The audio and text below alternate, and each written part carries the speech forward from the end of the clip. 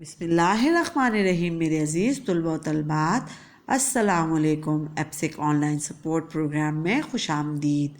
درجہ مڈل، جماعت چہارم تا ہفتم، اردو زبان و قواعد۔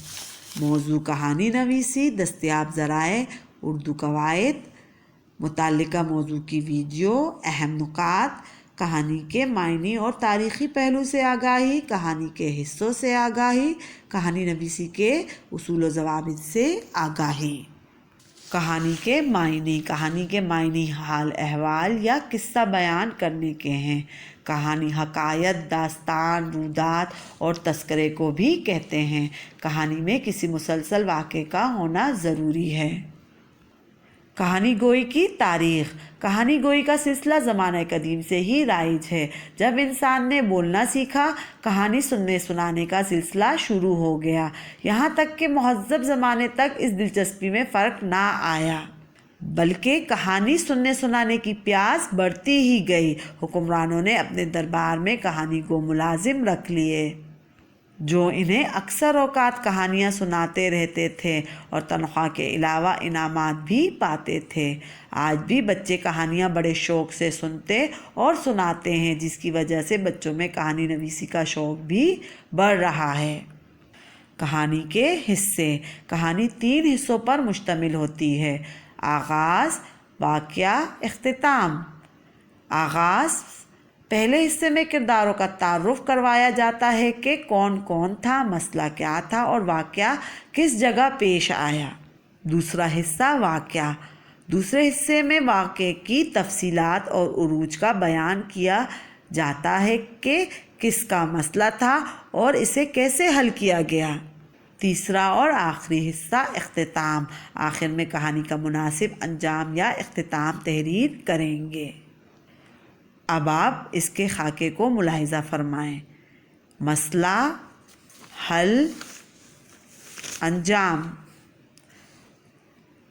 کون یعنی کون کون سے کردار تھے، کیا یعنی کیا مسئلہ درپیش تھا، کیوں یعنی مسئلہ کیوں درپیش آیا، حل، مسئلے کو حل کرنے کے لیے کیا کیا کوششیں کی گئیں۔ اب ان تمام کوششوں کے بارے میں تحریر بھی کرنا ہے آپ نے۔ اس سے کیا نتائج اخذ ہوئے، یعنی نتیجے کیا نکلیں۔ آخر میں اختتام، آپ کی کہانی کا کیا انجام ہوا۔ آخر میں آپ اس کا انجام تحریر کریں گے۔ کہانی کے حصوں سے آگاہی حاصل کرنے کے بعد اب ہم کہانی نویسی کے اصول و ضوابط کا جائزہ لیتے ہیں۔ کہانی نویسی کے اصول و ضوابط۔ کہانی لکھتے ہوئے ہمیشہ ماضی کے صیغے کا استعمال۔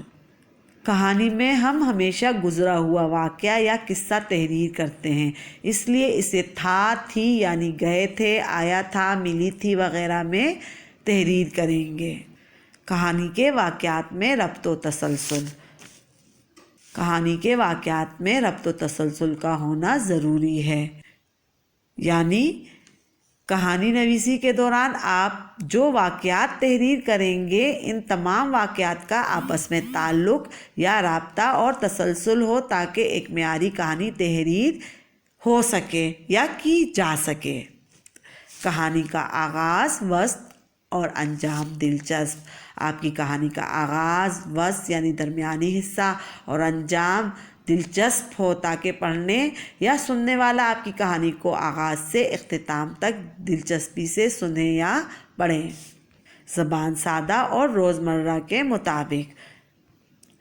کہانی نویسی کے دوران خاص خیال رکھیں کہ کہانی میں تحریر کردہ زبان سادہ اور روزمرہ بولی جانے والی زبان کے مطابق آسان اور سادہ الفاظ کا استعمال کیا جائے، تاکہ آپ کی کہانی سب کو سمجھ آ سکے۔ کہانی نہ مختصر ہو نہ طویل۔ آپ کی کہانی نہ تو اتنی مختصر ہو کہ ایک پیراگراف معلوم ہو، اور نہ اتنی طویل یعنی لمبی ہو کہ مضمون کی صورت اختیار کر لے۔ ایک بات کو بار بار نہ دہرائیں۔ کہانی میں کسی ایک بات کا ذکر صرف ایک بار ہی کیا جائے، کسی بھی بات کو بار بار نہ دہرایا جائے۔ کہانی کے اختتام پر اس کا نتیجہ یا اخلاقی سبق کا لکھنا ضروری ہے۔ کہانی کے اختتام پر اس کا نتیجہ یا اخلاقی سبق لکھنا ضروری ہے تاکہ پڑھنے والا کہانی پڑھنے کے بعد آپ کی کہانی سے کچھ اچھا سیکھ کر اس پر عمل کریں اور برائی سے خود کو دور کرنے کی اور روکنے کی کوشش کریں۔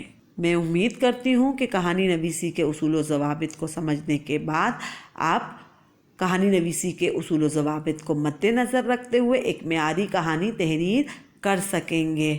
شکریہ اور اللہ حافظ۔